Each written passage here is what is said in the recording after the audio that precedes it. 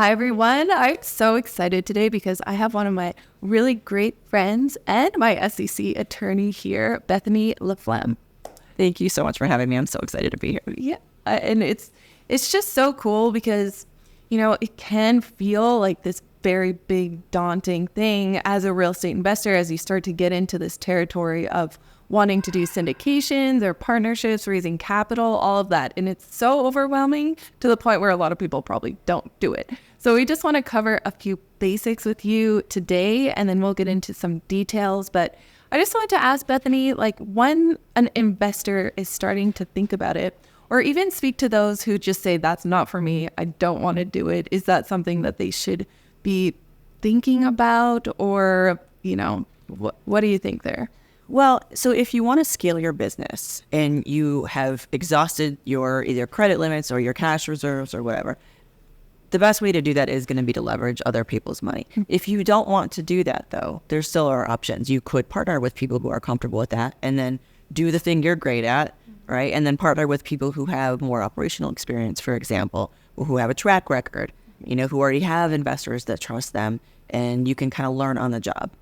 I do think that one of the best ways to start is to invest passively in deals, and that way you can kind of vet operators and you can see the whole process from beginning to end, because you're then looking at it from an investor's lens, and you should always start your deals looking at that from an investor's lens. That's going to keep you the safest. It's going to make you the best steward of other people's money. So do you think, like, what if they're not accredited and they can't invest in those deals, but they still really want to learn? What do you think another option is for those people? Another option is you could either find a non-accredited deal. Well, actually, then you can't because you don't know them. So that's a good point. So you can actually still go to other sponsors and tell them what you're bringing to the table, right? You want to lead with what you're amazing at, what you love to do, whatever your lane is.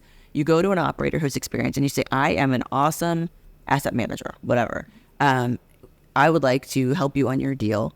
And in exchange, I would like a small piece of the deal, but I'm going to do all this work for you, and you can partner with operators. Or maybe even not even a piece of the deal. Maybe just, I'm going to just do this because I want to learn. Yeah. Right. And so I think finding other operators that you could partner with and fill in some gaps for them, that is the safest thing to do. And you've got to find real operators. You don't want to just go to somebody and say, I'm going to do all the work, just go raise the money for me.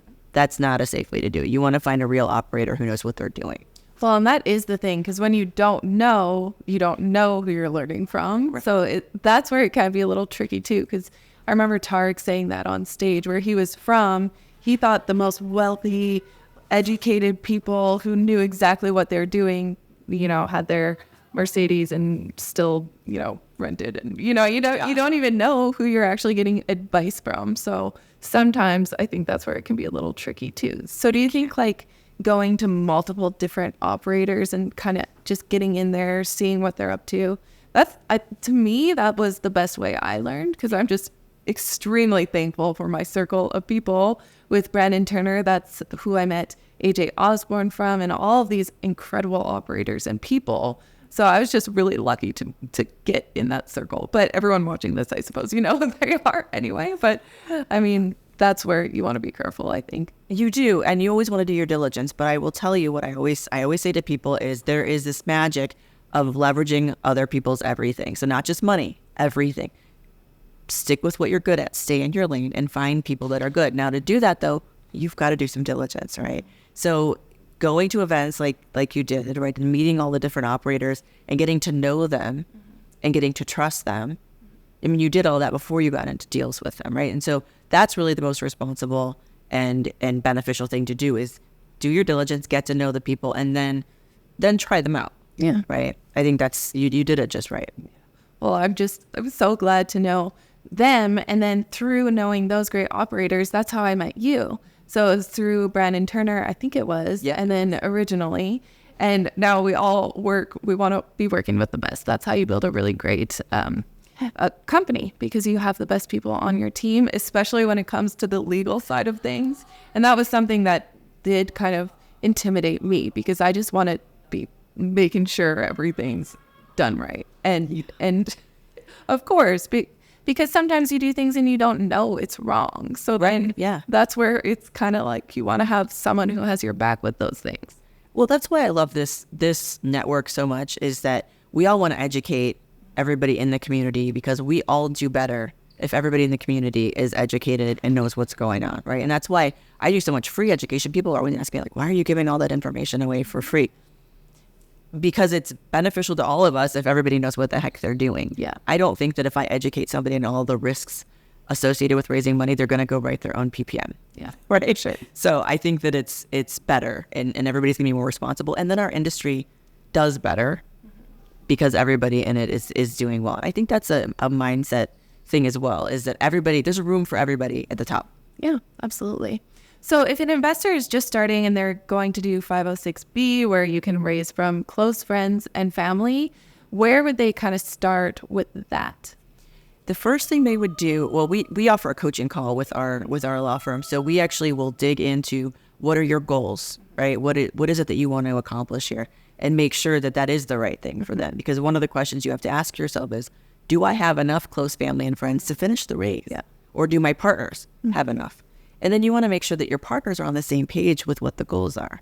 I've seen it happen where one partner thinks, oh, I want to have my friends and family come in, they're not accredited. Another one's like already on Facebook advertising it, right? And you blow the exemption. So that goes back to the diligence of who your partners are. But the first thing is to really figure out, is your circle going to get you where you need to be?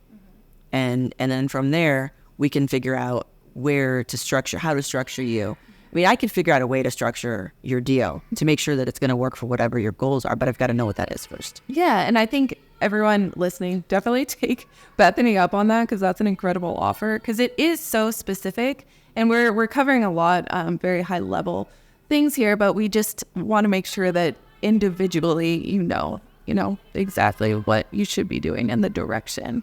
One thing I was thinking about is what you see with investors. I think a lot of us start with raising from close friends, family, and it can be positive, can be a negative thing. So what do you think someone who wants to start a business, I guess technically with their family, what cautionary things would you say doing that, going into a business with family and raising money from them? If there is something that you're worried about telling your friends and family, or your investors in general, if there's something you're worried about telling them because it might make them not want to invest, that's the thing you need to tell them. That's the thing you need to tell them. Yeah. Because you'd rather get to know faster. You don't want to find out they didn't like that when something bad happens down the road and you've already got their money. You'd rather them just not be in the deal at all. Mm-hmm. Yeah, I think that's great. And what about someone who is on the newer side? They're learning a ton, because at a certain point you do have to jump in. But I think it can be so, and this is how I felt and feel sometimes as well with my own deals. It's a lot of responsibility taking someone's money, and you can continue to educate until you feel comfortable. But at what point is it, okay, I have to just jump in and do this? I think the best point is when you are so confident in your team. That's the first most important thing, is you're confident in your team and your own abilities. You have to have trust in yourself, and you have to have trust in your team. And then you've got a deal that you're excited about and you're proud of, because now you are not asking people for money to fund your dream. You are offering them an opportunity to make their money work for them and help them fund their dreams. Yeah.